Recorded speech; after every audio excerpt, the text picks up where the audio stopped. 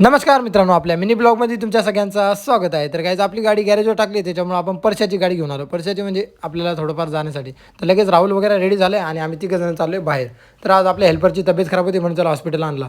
लगेच त्याचं काम झाल्यानंतर आपली गाडी गॅरेजवर होती, ती बनवली. लगेच ती घेऊन आपण पेट्रोल पंपवर गेलो. पेट्रोल वगैरे भरला, लगेच दुकानावर गेलो. पाऊस येऊन गेल्यानंतर असं वातावरण असलं की लय मजा येते, म्हणून सुसाट गाडी घेऊन आपण डायरेक्ट दुकानावर पोहोचलो. दुकानावर पोहोचल्यानंतर राहुल वगैरे रेडी, काम वगैरे चालू आहेत. मग लगेच विचार केला, आपल्या मोठ्या भावाला सांगितलं मस्तपैकी लिस्ट बनव, आपल्याला उद्या सामान काय काय लागणार आहे दुकानात. लगेच मग राहुल आणि मी निघालो कोपरखेंड्याला म्हणजे त्याची ओळख आहे, तिथंच आपले कार्ड वगैरे एकदम ऑनलाईन त्यांनी बनवून पाठवले होते, तेच आपल्याला प्रिंट काढून आणायचे. म्हणून विचार केला चला आम्ही दोघं जण निघालो आणि बॅनर वगैरे छापायचे ते पण करून घेऊ. तोपर्यंत जाताना आम्ही खुर्च्या वगैरे बघितल्या, पण तिथं लय महाग होत्या, म्हणून टर्न मारला आणि सरळ पेट्रोल पंपवर गेलो. पेट्रोल वगैरे भरून घेतला, वापस आम्ही निघालो. लगेच मग गेलो आम्ही सरळ जाऊन कोपरखेंड्याला पोहोचेपर्यंत आम्ही विचार केला काय काय बनवायचे, कार्ड वगैरे आधार कार्ड वगैरे म्हणजे एवढं काय नाही, जे आपले बॅनर वगैरे तेच बनवायचे होते. त्याच्यामुळे आम्ही गेलो होतो बॅनर वगैरे टाकण्यासाठी, पण आम्हीचा विषय कॅन्सल झाला म्हणून आम्ही टर्न मारून वापस रिटर्न आपल्या लोडामध्ये आलो. लोडामध्ये आल्यानंतर आपण गेलो कार्पेट बघायला. कार्पेट मग चेक वगैरे करत होतो कुठला काय पाहिजे. यांच्या दुकानामध्ये खालती मस्तपैकी कार्पेट लावला होता, तेच विचार केला मग आपल्या इथं कार्पेट येऊच लावून घेऊ. लगेच यांचे वॉलपेपर वगैरे बघितले, एक नंबर वा. लगेच मग विचार केला असाच एक वॉलपेपर आपल्या इथं लावू. सिलेक्ट वगैरे केलं, पण नंतर बघू जेव्हा येतील तेव्हा.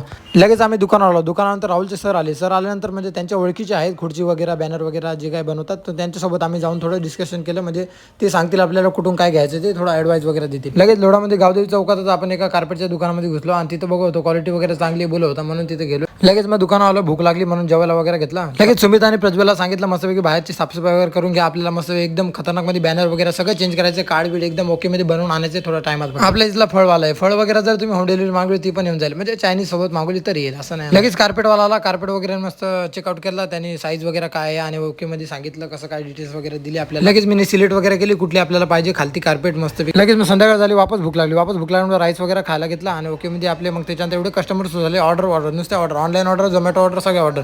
मग फटाफट साफसफाई वगैरे करून घरी निघायला रेडी झालो. उद्या मस्तपैकी आपल्याला महिन्याचा किराणा वगैरे भरून घ्यायचा आणि बॅनर वगैरे चेंज करायचे, कार्पेट पण लावून घ्यायचं. सगळ्या गोष्टी उद्या होतील नाही तर परवा होतील, 2 दिवसात आपल्याला करून घ्यायचं.